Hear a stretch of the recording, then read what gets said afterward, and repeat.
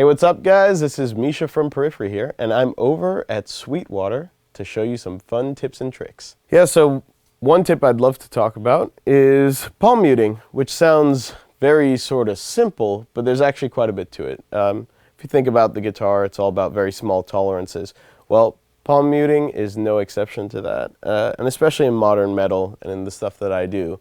The positioning of the hand, the amount of pressure you're putting on the strings will drastically affect the sound of your guitar. So here's an example. That right there is almost all the way at the back. It's barely palm muted. But if I move that forward, closer to the neck, that's where you get the more aggressive sound. So let's compare. And I can really exaggerate it by putting more pressure and really just digging in. So between those, you can kind of mix and match as you'd like between the pressure, how hard you're picking, and your positioning to really customize your palm muted sound.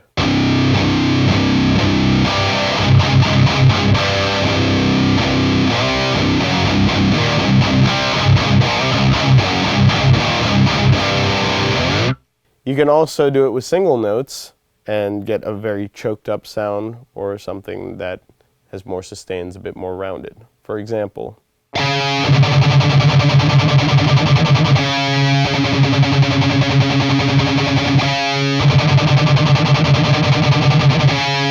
so here's another super useful tip, and it's maybe not quite as obvious as you might think.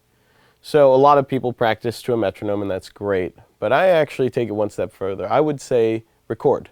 Record with a click. I'm sure you have a laptop, computer, whatever that you can record into.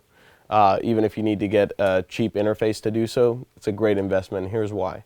Because if you are recording to a click, you will have the feedback. If you're practicing to a metronome, well, you're not going to know exactly how well you do it. That's really your own judgment as you're playing to it. But you'll not only be able to play it back if you record it, but you'll also have visual cues. For example, if you want to take it a step further like I do, I'm actually capturing the DI in parallel, and with that you get to see the transient of the guitar very clearly, especially if you're using distortion. It's just kind of a big brick wall looking thing.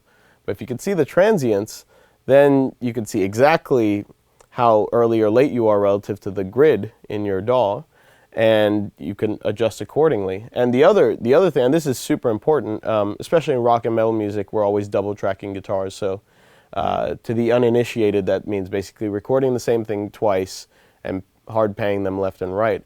Well, if you don't get those two takes consistent, you can tell, and so can everyone else. So that's a very important thing to nail. And you can sort of tell how consistently you're playing something as well. It's not just about getting it right the once. I think I've actually gotten a lot better at playing to a click and just tightened up my playing just by virtue of recording so much. It was kind of by accident, and it's kind of a fun way to learn how to play to a click. So it's something that I always mention as a super useful tip, and something I would encourage any aspiring musician to do. And just so you know, I'm playing through my PV Invective 120 and Invective 212 cab with my Jackson Juggernaut. This is the HT7. It's got the bare knuckle pickups, the Juggernaut set, of course. And the only other thing that I should probably mention is that this cab is pretty unique because it's got a vintage 30 and a creamback H speaker in it. So each speaker is a little bit different, and I think they work very well together. But this is my rig, and I love it. So another useful tip that we could talk about is downpicking. Now this is something that historically has been maybe treated as something that's either do it entirely this way or don't do it at all. For example, when I was coming up, if you were playing Master of Puppets, you had to do it all down picking. Like, that was the thing, and I'm sure a lot of you guys can relate to that. I wouldn't say it's as much a rule with us. There are certain riffs that, in my opinion, wouldn't sound right if they weren't down picked all the way. Sometimes that's a challenge, a bit of a fun one.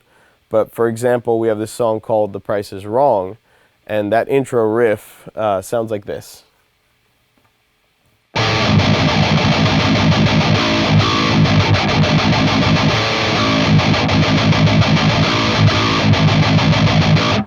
Now if I was to alt pick that, it would sound more like.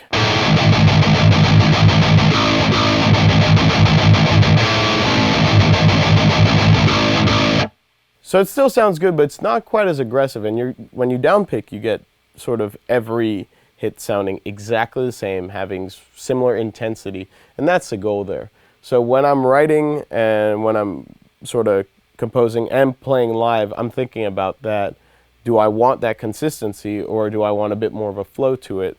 And you know, sometimes in riffs you can mix it up, but I find that when we do these sort of staccato riffs, as long as we can manage, it usually works to the riff's benefit if you are just downpicking. Again, from The Price is Wrong, here's another example.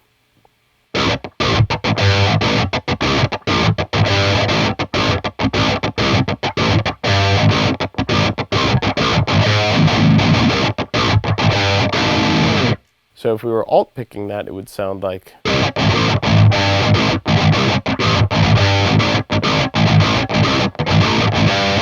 It's kind of tough to nail because it's such a different feel, and so much of that staccato-ness is accented by the fact that every note is kind of the same when you're hitting it.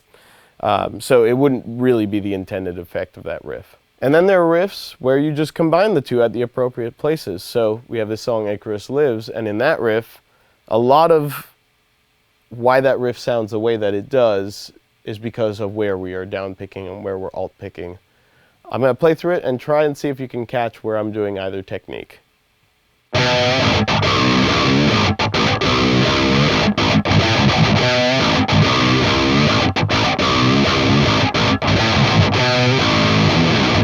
And my final tip is one dealing with effects. Now, I always like the detuned effect that a chorus gives you, but I do kind of think it can mess with the overall sound because it affects your dry sound. So, especially if you're using any gain of any kind, it'll kind of soften that, and it won't really give me the desired effect I have. So, I have the perfect compromise, which I've found, which is using a delay with a modulated trail. And that's where your actual delay repeats will be modulated, so those will have the chorus sound, but then the guitar sound is dry.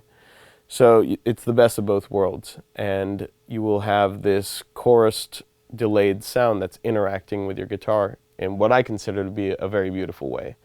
So I can actually give you an example of that right now.